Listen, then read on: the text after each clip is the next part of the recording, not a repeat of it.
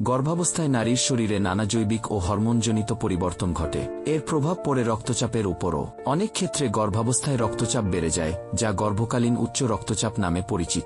এটিকে অবহেলা করলে মা ও শিশুর জন্য মারাত্মক জটিলতা তৈরি হতে পারে। আসুন জেনে নিই গর্ভাবস্থায় রক্তচাপ বাড়ার প্রধান কারণসমূহ। হরমোনের প্রভাব। শরীরে ইস্ট্রোজেন ও প্রোজেস্টেরন হরমোন বেড়ে যাওয়ায় রক্তনালী সংকুচিত হতে পারে, যা রক্তচাপ বাড়িয়ে দেয়। প্লাসেন্টি বা গর্ভফুলের সমস্যা। গর্ভফুলে রক্তপ্রবাহ স্বাভাবিক না থাকলে বা এটি ঠিকমতো তৈরি না হলে মায়ের রক্তচাপ বেড়ে যায়।